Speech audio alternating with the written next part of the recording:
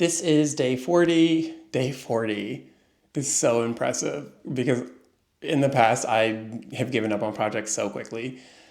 This is day 40 of my Practicing Visibility series where I am documenting 365 days of me trying to become a known public figure for young people.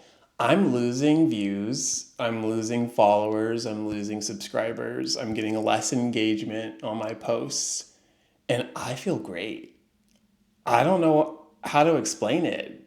I got so caught up in this game around branding myself and making viral content and blah, blah, blah. But as I looked at my content, especially more recently, I'm very proud of it. I'm being honest, I'm being authentic, I'm sharing my feelings, I'm telling good stories, and I feel like myself. And I don't know if that's ever going to take off. Truly, I don't know if people are going to one day be like, oh, wow, this guy's great, we should follow him. Or if I'm just going to be speaking at schools and doing stuff like that and kind of building my impact in person. But I don't care anymore. I know that what I'm doing is right for me. I know it's helpful for kids. I get that feedback so often from them that I have more than I need to like do what I got to do.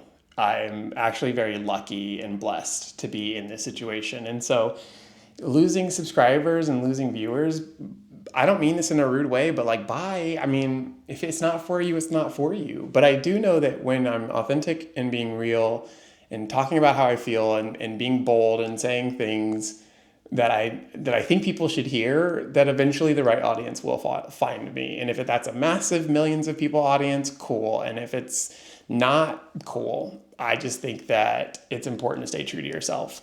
I saw this young man's video today on Instagram, and he is like he does bodybuilding, but I don't know if that's like a part of his channel. I just know because he had like a flexing picture. So I assumed right away it was going to be a bodybuilding channel. And he was just so emotional. And he was like probably in his early 20s. He was just talking about how much time he had spent wasting, like how much time he'd wasted trying to be what other people wanted him to be and not doing the things that he wanted to do and not listening to his voice. And I want to say this, we are conditioned to do that. Truly, even in a world that makes us make our lives into content, right? We are conditioned to care what people think about us. And so when I see people have these moments where they get so upset and they're so frustrated and they're having this kind of wake up moment of like, what have I been doing? My hope for them is that they're not being hard on themselves about it. Because we will blame ourselves for existing within a system that is causing our problems, right? Like I just talked to a friend the other day. I don't know if I talked about this already, so if I did, meh. I was talking to a friend the other day and she was talking about how she didn't want to have to like charge people to go to her healing art shop. And I'm like, it's not your fault that we live in a capitalist society that makes us work to live. It's not your fault, right? You're existing within a system that's creating these things for us. And so like social media does that. It wants us to do the same thing. It wants us to make bold statements that upset people because then there's more engagement. I don't care what social media wants. I don't.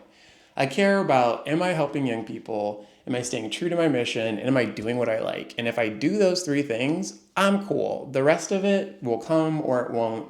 I'm not going to change who I am. This is a stark difference between how I was when I started this project and how I am right now. So I'm excited about it. Day 40 in the books. See you tomorrow.